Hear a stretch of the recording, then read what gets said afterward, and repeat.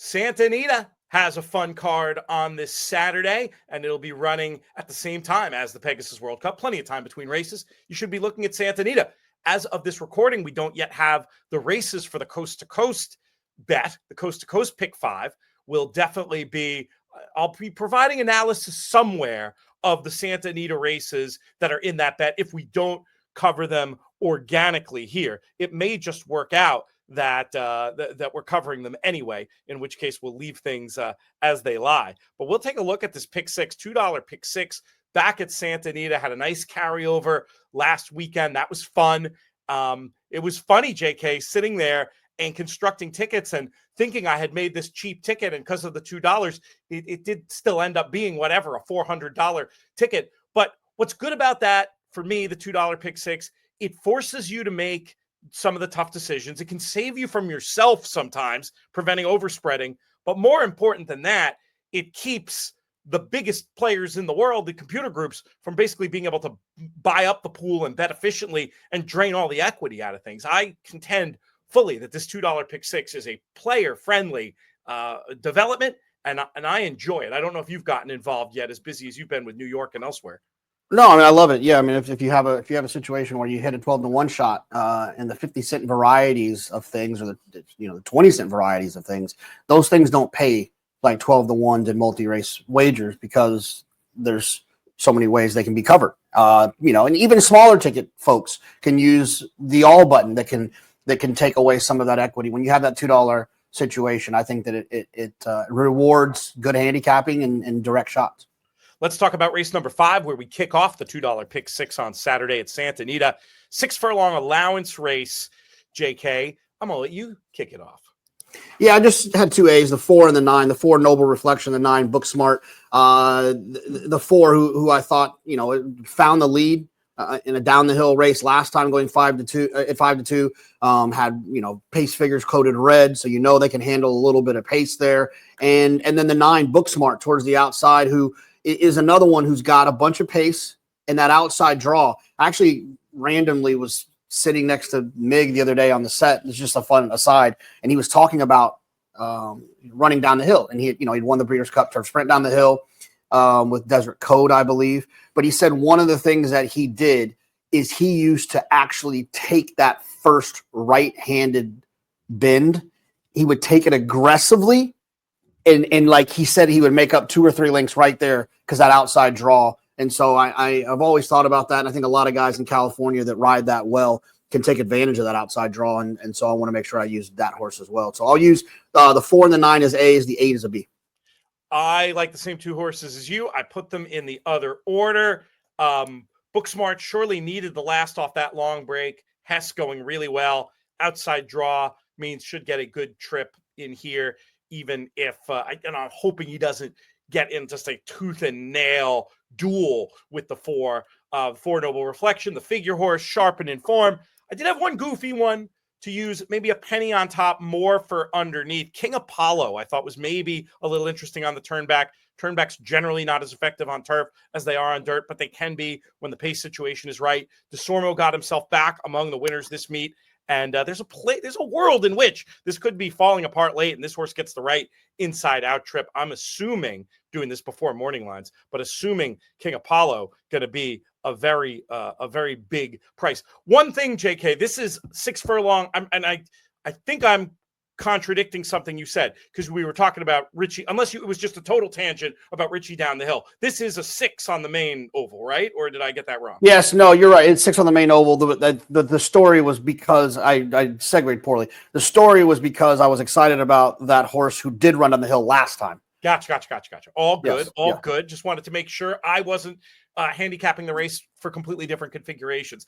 Let's go to, it's always tricky with the jumping around of turf sprint distances. And 2 things have made me a much better turf sprint handicapper. 1, JK, listening to your ideas about it, which are so simple we can sum them up in look for the best speed, look for the best horse, and don't overcomplicate it. But then the other thing is just paying attention to the subtle differences. I used to treat 6 and 6.5 as the same, or 6 and 5 as the same. They're really different ball games in terms of pace dynamics and you need to be paying attention to who does well with what and factoring that in to your race design. Let's go to race 6 furlongs on the dirt this time for this starter allowance. I thought that Horse Doctor, the 9, deserved another chance against the 2, Halo Rando. Both Racing Flow and Timeform US data had that as a major speed day, flattering the 2. Give me the 9 Horse Doctor to reverse. I will back up with Halo Rando, potentially the best speed once again. 9-2 for me. How do you see it? Yeah, I mean, these races, horses are coming from Los Al going 4.5. I just thought this race was impossible. 2, 3, 4, 5, 8, 9. I'm just going to spread in here. I got some sharper opinions a little bit later that I think can help me afford that. But I mean, I thought this race was impossible. You're throwing up your hands. You're saying these are these new races, right, that are run with the idea of getting horses from up north, some more shippers from Los Al. There's definitely been like a little bit of a wait and see process. It'll be interesting to go back in, a couple months and take a look and see if we can find any meaningful trends in these. For now, taking more of a wait and see approach might make sense. So I'm going to try to pick it. JK spreading and hoping to survive and advance to race number 7, this $25,000 claimer going 6 furlongs on the turf. Is this one of the places where you have a little bit more clarity?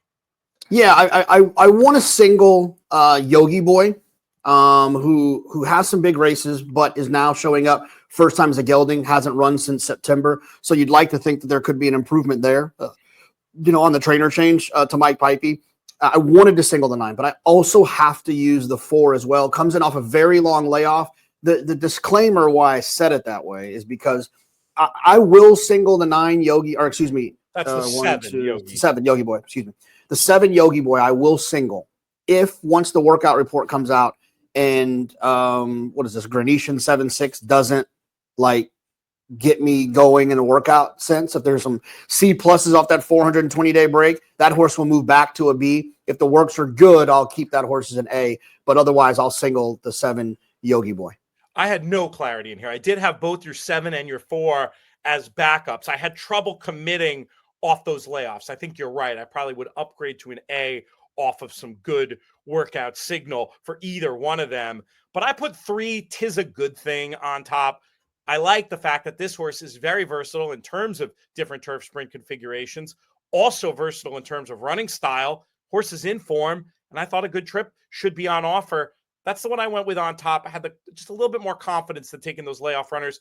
And then Naismith is another I wanted on sort of a condition angle, you might call it. This horse tired in the common race, but that time was off a long layoff.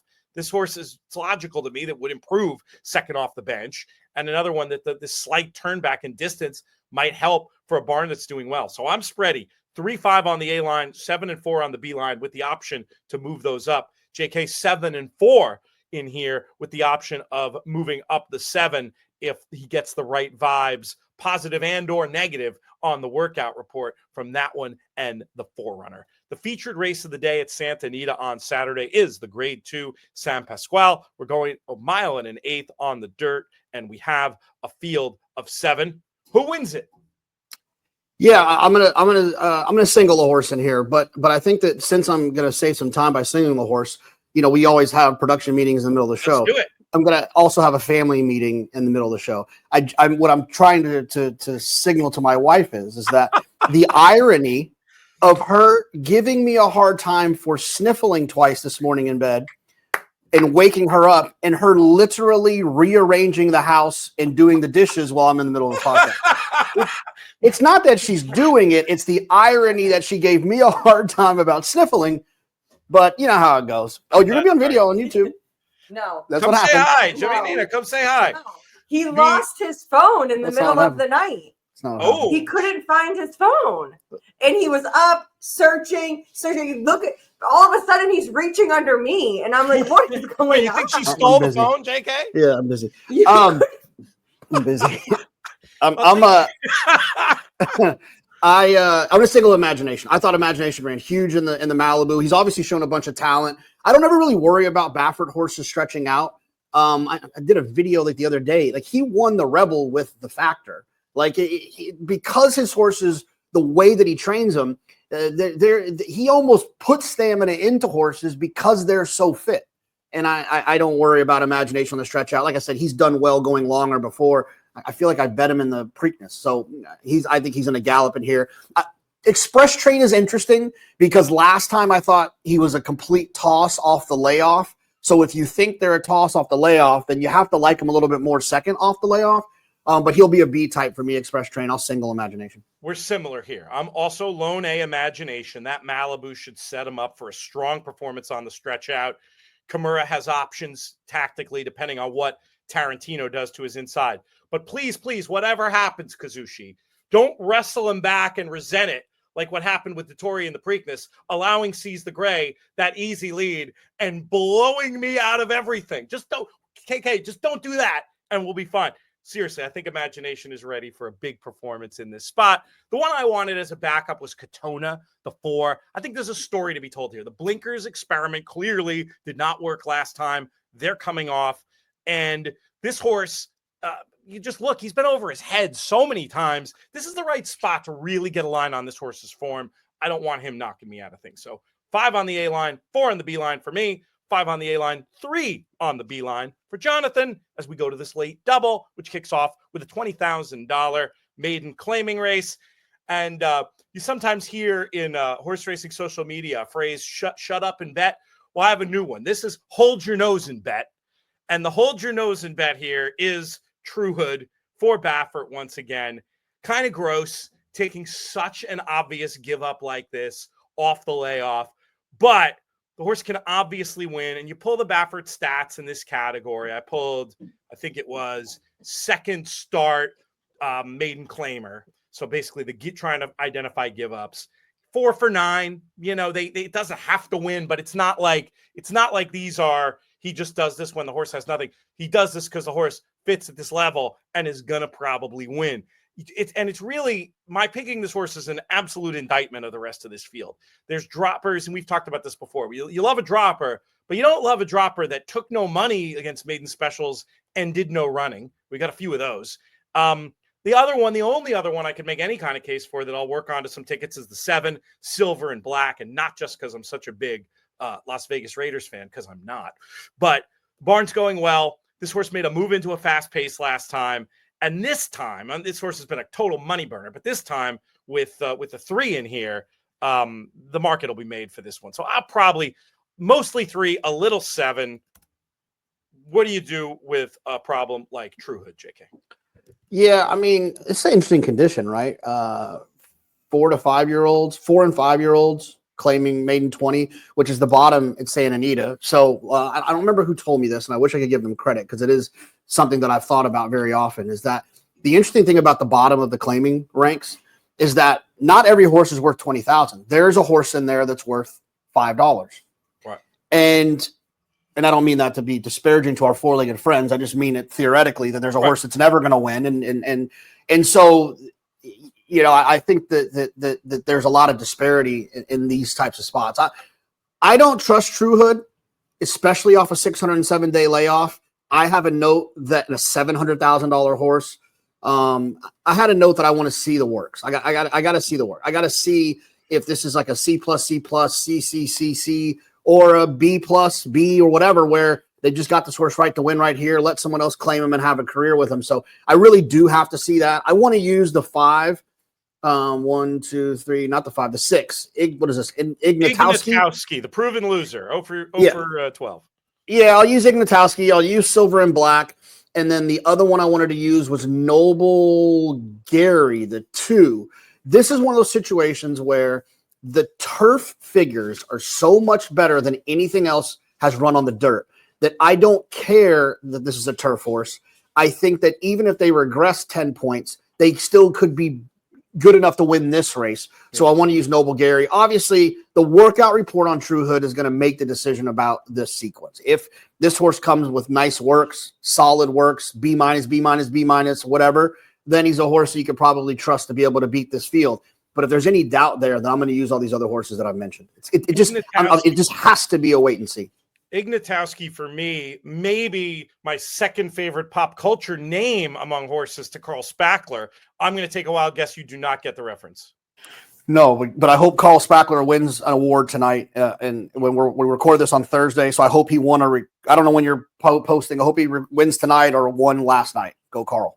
That's very funny. Ignatowski, that is Christopher Lloyd's character on Taxi.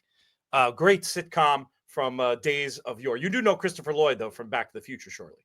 I do know Christopher Lloyd, yes. That would have upset. Is there another Taxi with Robert De Niro in it, too? That's Taxi Driver. Very, very different vibe.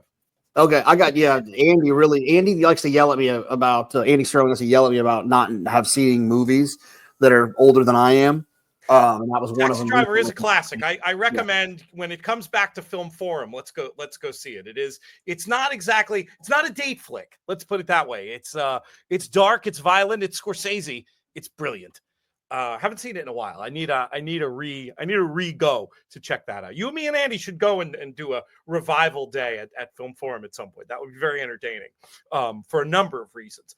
But that's it. We've gone through this sequence, Jonathan. It's going to be a great weekend. You are heading. No, we got you got to do your whole pay legs. Santa Anita race 10. Oh, I didn't do the pay leg. That's bad. That's a bad host fail. It's cold, but it's not that cold. That felt like. We were talking about this in the other segment about races that are often the last in a sequence, Maiden Claimer. We actually have a really nice allowance race with a horse I like in it a lot to close things out. Fillies and mares going 1 1/8 on the turf. And when it comes to all these late picks at Santa Anita, JK, I try not to use this line twice in the show, but now I feel like I have to. How are we going to get paid? I'm going to start with strutting. I think people who've watched this channel or listened to our podcast know that I'm a huge fan of Michael McCarthy.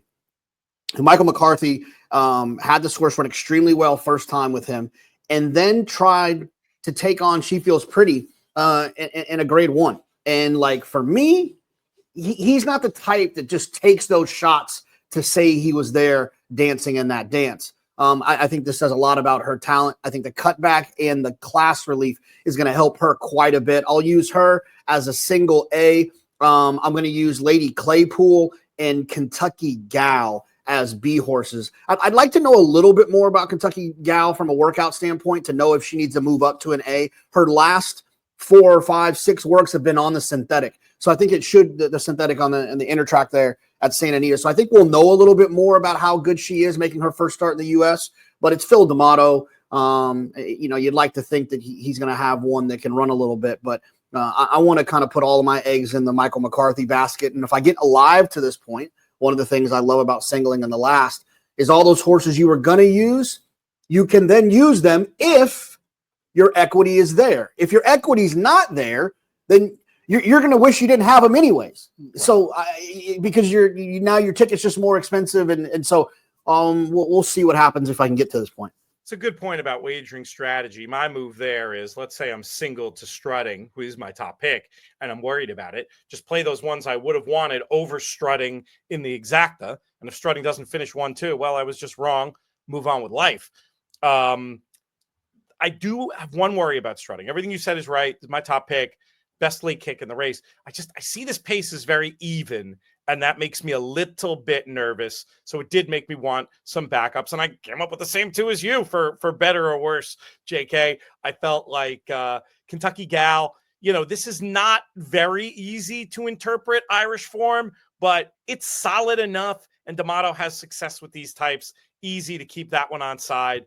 And Lady Claypool, the Baltus Barn, going great guns at the moment. Not one that's going to help you out. I don't know where Kentucky Gal is going to be positioned, but I think could be forward enough. Lady Claypool, another closer, but just a horse, an in-form horse for a hot barn. I just didn't want to get beat by. I wish I had a horse near the front end I was confident was going to be able to get home, but I don't. I may keep grinding on this race and try to throw in one more backup from the speedier side of things before I lock my tickets. I'll do that for the In the Money Plus notes. If I throw another one in, I'll have it listed on there. When do you hop on a plane? Are you going to the awards tonight? Or are you going to just turn up on Saturday at Gulfstream? Am I going where? To the awards?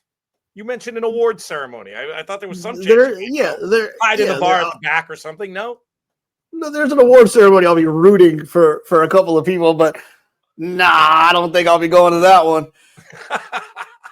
When do you get down there? I'm going to go tomorrow. Excellent. or Friday. So we'll go Friday and yeah. And do you have a whole situation, or are you hanging in the what do they call that fun carousel club? That's where you'd have a good time down there. No, I think we're going to be hanging with the claret and gold. Oh, beautiful! That's Yeah, wonderful.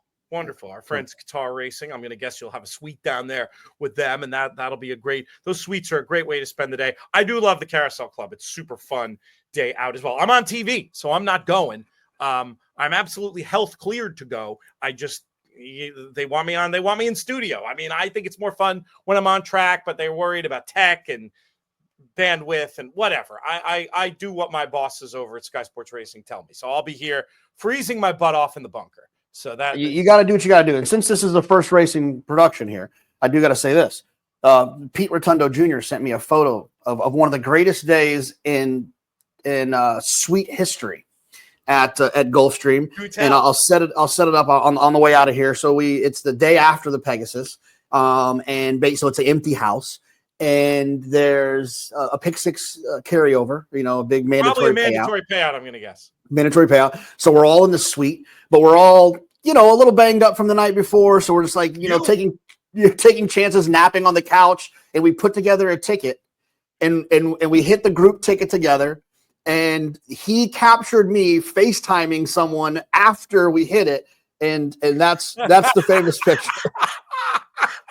If you can't see, there's a reason they used to call him Johnny Stacks. That's a stack of cash. Oh my God! I just don't know who I was on the phone with. That's the funny part. I don't know who I was on the phone. It might have been me.